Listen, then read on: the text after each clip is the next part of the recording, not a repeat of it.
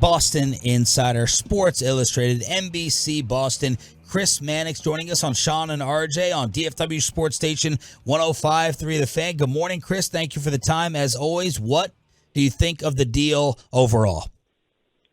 I think it's a great deal for Dallas. I'm a big fan of Grant Williams.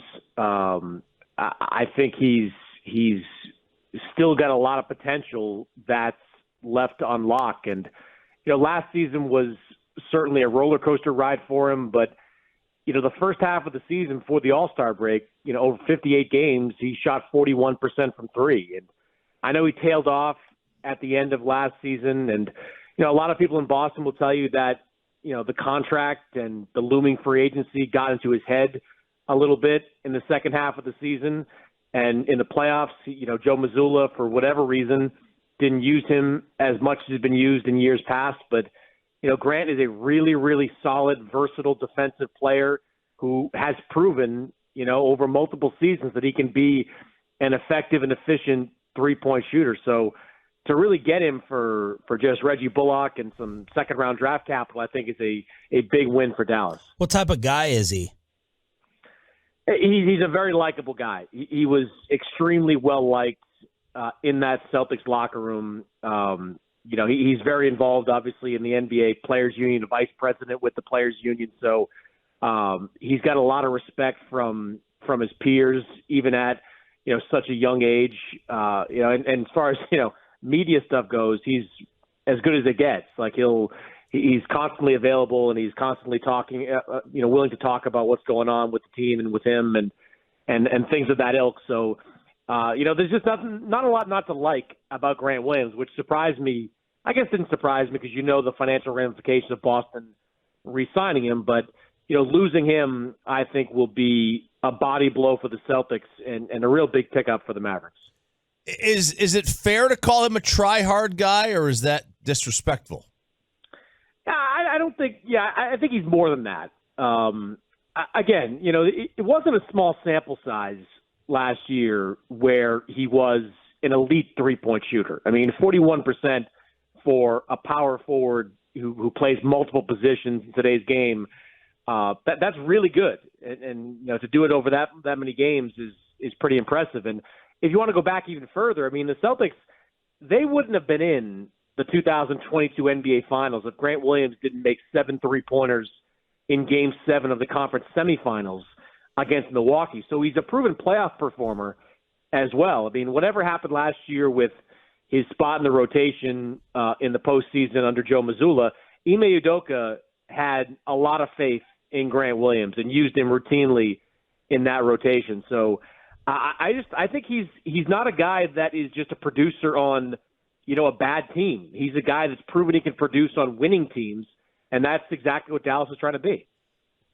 What are the Celtics doing? Getting rid of a lot of toughness, a lot of character with Marcus Smart and Grant Williams going out. We know about Porzingis over here. Certainly you get a guy, or they get a guy that's more skilled, but what are the Celtics thinking with this offseason? Well, I think first it's worth noting that I'm not sure they're done. They've been stockpiling draft picks, first and seconds, over the last, few weeks.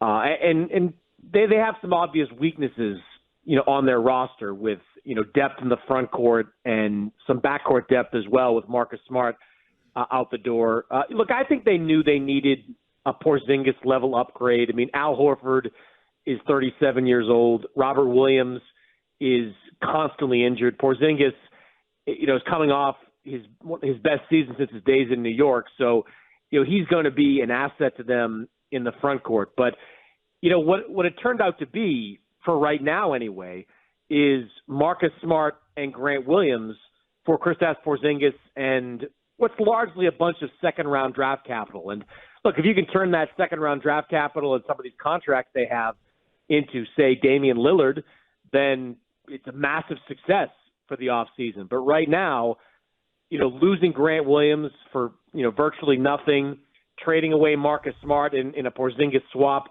I just don't look at it as the Celtics getting better. I think they took a small step backwards with the roster they currently have.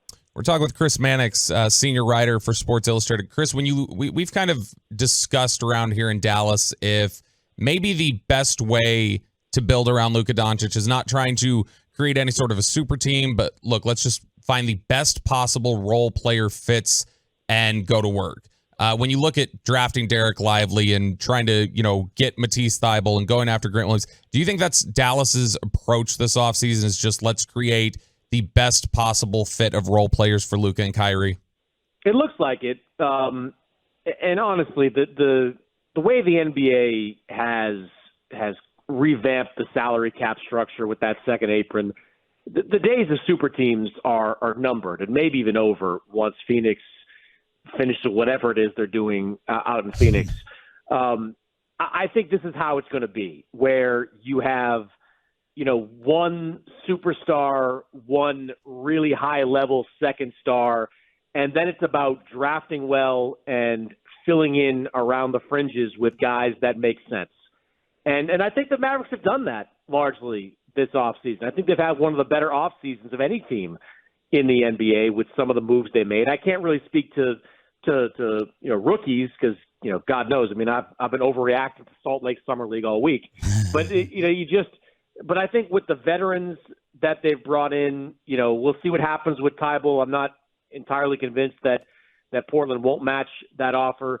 But Grant Williams is a step in the right direction. You can plug him into really any spot in that front court for different stretches, and he's going to be valuable. And I think one thing the Mavericks know is that when you have a guy like Luka that is such a magnet out there offensively, and Kyrie for similar reasons, having guys that can knock down open three-point shots is an incredibly valuable asset. And I really believe that now that Grant has kind of got his contract situation settled. The thing about Grant is he's a really intelligent guy, and I think he's almost too much of a thinker sometimes out there. I think that cost him at the end of last season when he got a little bit wrapped up in kind of getting to what would happen in free agency, and the shots stopped falling at that point. I think now that contract is settled and he's got a 4-year deal, I think he's going to play a lot freer, and I think he's going to be a lot closer to the 41% three-point shooter we saw in the first half of the season than the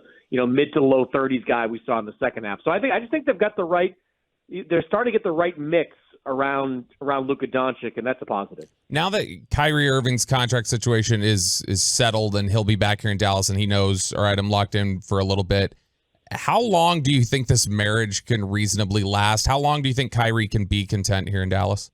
I don't think Kyrie ever acknowledges he's locked in for anything. Yeah. I mean, he's been locked in Boston, he's been locked in Brooklyn, and now he's locked in Dallas, and it's always a delicate balance with Kyrie Irving. But look, he wanted to be in Dallas. He re-signed with Dallas.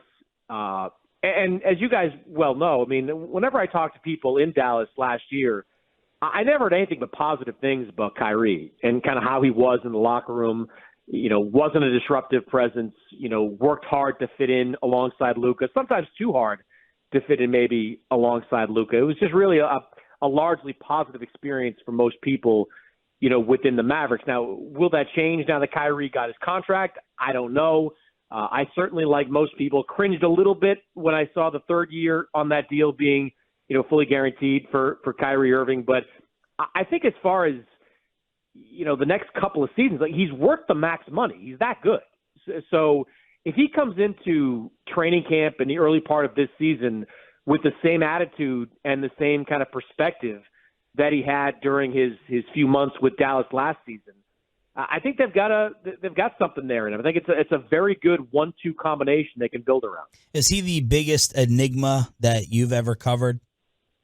He's up there. I mean, I covered him extensively in Boston, and I was there at the preseason events where he declared that he was going to re-sign, a year before free agency, and then he just didn't. And yeah, he kind of goes where the wind blows in some ways. But I think at this stage of his career, you can have some reason to be optimistic that maybe this is going to be the right fit for him. Maybe playing alongside a player like Luka Doncic is going to be the right fit for him. I think, look, Kyrie's been a victim of circumstances as well. I mean, I'm not sure that we'd be talking about Kyrie the Maverick if COVID hadn't hit and the vaccine mandate hadn't been what it was in New York. I mean, he certainly brought a lot of his problems onto himself, but that was something that really sabotaged his time in Brooklyn. So I think there's some reason to believe, to be, I guess, cautiously optimistic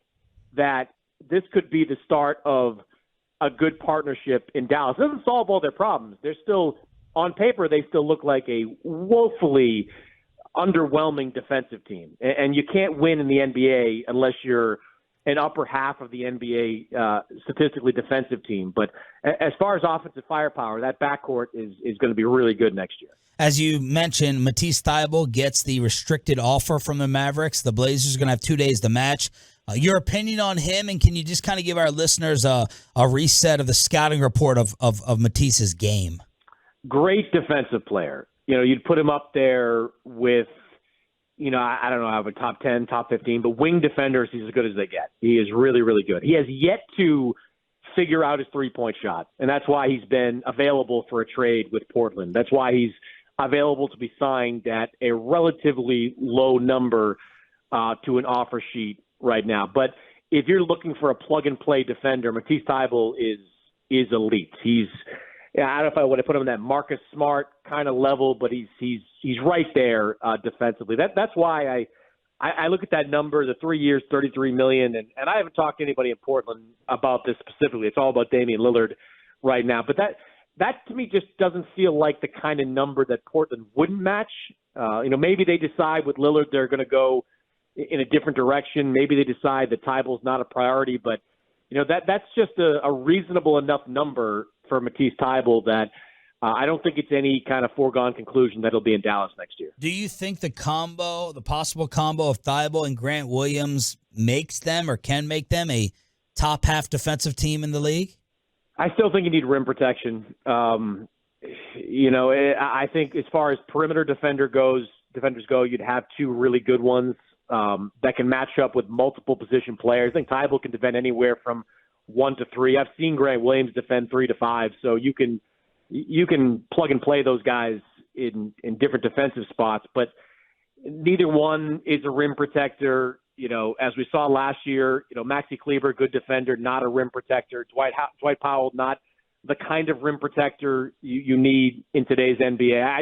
I think that's still a glaring weakness for the Mavericks. It's going to make them again have to get creative defensively in order to be an upper level defensive team. They'll need to find that guy or develop that guy on the roster before I think they can become the kind of top 10 defensive team they need to be. They've been tied to Deandre Ayton for a while now. We saw a proposed deal that fell through supposedly because of JaVale McGee. Is the Deandre Ayton thing settled in Phoenix? And what do you make of that whole mess?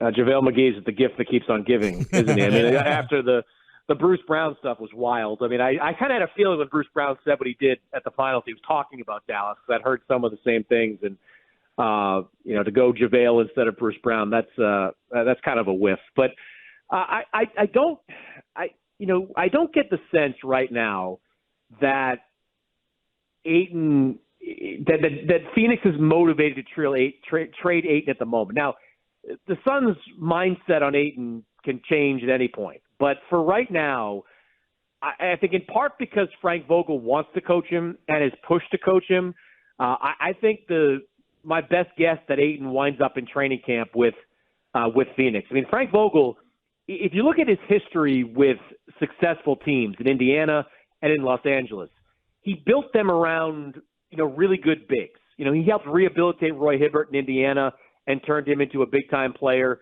In L.A., he got Anthony Davis, who was already great, but he made it work with Anthony Davis and Dwight Howard in that front court. So he likes size in the middle, and he built his defenses around size in the middle. So, Frank has been pretty strong about wanting to coach DeAndre Ayton in Phoenix. And unless the Suns get blown away with a deal over the next couple of months, I do think Ayton is going to at least start the year in Phoenix and see if Frank Vogel can revive that relationship. It's become kind of toxic, as you guys know, between Ayton and the Suns. But, Frank Vogel is just the kind of coach that I think can maybe heal some of those rifts and show DeAndre Ayton he can be a productive member of that team. NBA insider Chris Mannix joining us here on Shan and RJ after the Mavs trade for Grant Williams in the three-way last night. How is Dame going to get to Miami?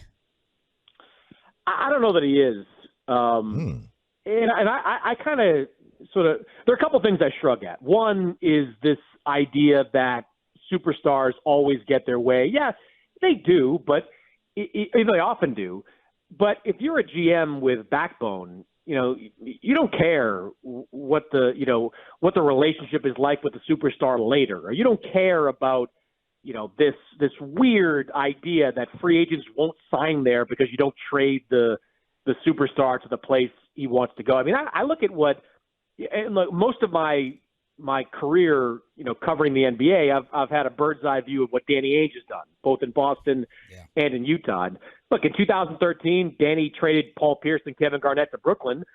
That wasn't their first choice to go there.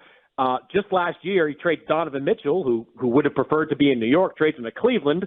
I can't speak for Rudy Gobert, but I'm going to guess that Minnesota was not, number one on his list of places to go. But he traded these guys to wherever he could get back the best assets. And, if Joe Cronin is a good GM, he's going to do the exact same thing. And look, this idea that Damian Lillard is going to, balk or, sit out or protest if he's traded to a Boston or a Philadelphia or another team, that just doesn't line up with who Damian Lillard is. Like, this guy's a competitor, and he's got 4 years left in his contract. Like, I don't see Damian Lillard, if he's traded to Philly, going, you know what, I don't want to play with Joel Embiid. I don't want to compete for championships in Philly. Or if he's traded to Boston and the Celtics don't have to give up Jaylen Brown, I don't see Damian Lillard going, I don't want to play with Tatum and Brown and compete for championships for the next 3 or 4 years. Like, it's just not how he's wired. I have spoken to people, very close to him. I know Miami is his first choice, but I have never gotten the sense that it's Miami or bust. And if the Heat can't upgrade their offer from, Tyler Hero and a couple of first-round picks, it's not going to be the Miami Heat. A lot of people are saying, Tyrese Maxey is the play with Philly. Do you think that's the other option too? Philly, and I know some of my friends at ESPN have put this out there. They've been kind of telegraphing that Tyrese Maxey's unavailable. I can't believe that to be true. Like, that just feels like posturing at the moment. Tyrese Maxey's excellent. Like, of the young players that are available, he's right up there at the top of that list. But if you have a chance to get Damian Lillard for Tyrese Maxey and a couple of firsts, and you don't do it, you're crazy. You're absolutely crazy. Like, the Sixers, I think, are the team that should be most aggressive about Damian Lillard, because Damian Lillard fits in their championship window. Joel Embiid's about to turn 30. He's probably, given his body is just a train wreck. Like, he's probably got 2 or 3 years left of being MVP caliber Joel Embiid. You want to maximize those years. Tyrese Maxey is 23 years old.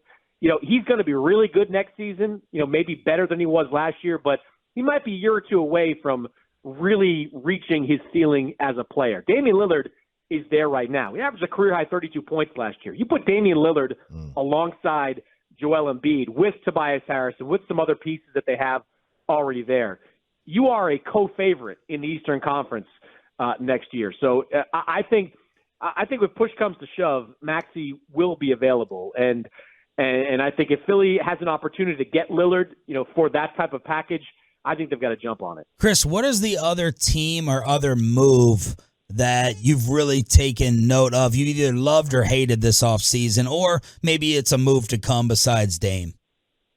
I'm one of the people that we're big fans of what Houston did. Not to say the Rockets are now a contender for anything, but they had $64 million in cap space. They had to spend it. And maybe they did overpay for Fred VanVleet, but it's a 2-year deal with a team option, so whatever. Like, you're paying him for a couple of years at big money. And getting Dylan Brooks, I thought was a good move too. I mean, I've covered Ime Udoka a lot. He loves defensive players, like guys that can defend, work for him. And getting VanVleet, who's a top-level defensive guy, Dylan Brooks, second team all-defense last year, getting them into the mix is going to make the Rockets a lot better. And I think adding kind of an adult in the room in Fred VanVleet is going to make those young players better as well. I just kind of like the mix they have right now going into next season. I think it probably translates to them, maybe scuffling a little bit early on to try to make it all work with these young guys and the new veterans they've added. But I think in the second half of the season, there's a chance that team could take off and be in the play-in mix next year, which after the last couple of years the Rockets have had, being in the play-in mix would qualify as reason to throw a parade in Houston at the end of the season. All right, last one, Chris Mannix, whose man crush on Ricky Rubio, I'll never forget. Watching on the Dan Patrick Show nonstop. Who early summer league is a candidate for Mannix Mania? Look, Chet Holmgren looks great. Yeah. I watched the 2 Salt Lake City games. He's put on 13 pounds of muscle, and it looks like it. I saw him block a David Roddy 3 last night and then block David Roddy at the rim. So he looks like a bona fide rim protector, already this year. So, I'm going to go out there and place a bet on Chet Holmgren to win Rookie of the Year, right away. The flip side of that coin, though, is like, what is the panic level on Brandon Miller right now for Summer League, psychotics? Like, Brandon Miller really hasn't played well in his first couple of games in that Sacramento Summer League. And I think, tomorrow he's got that matchup in Vegas with Victor Wembanyama. Like, if that doesn't go well for Brandon Miller, there are going to be some, it's not really, it shouldn't be this way, but like there'll be people panicking about Miller, being picked over Scoot Henderson already if he struggles against Wembanyama in the Vegas Summer League opener. So that high on Chet Holmgren based on Summer League, down a little on Brandon Miller based on the early returns from Charlotte's play. Are you a Victor believer?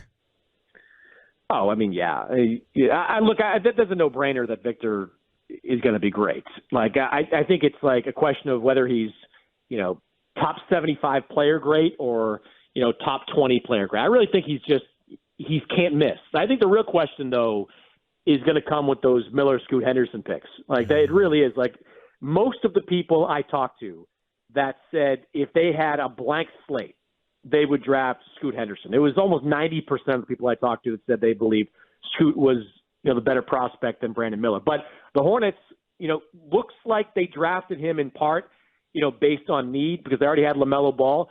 I can see why you do that. It's also really dangerous to do that if you don't believe that guy you're drafting is on the same level as the guy you're passing on. So what I'll be watching next season and beyond is kind of how, Scoot and Brandon Miller develop and which one of those two turns out to be the better player. Absolute beast. Thank you so much for jumping on with us quickly after the Grant Williams news. Enjoy Summer League, man, and thank you again. You got it, guys.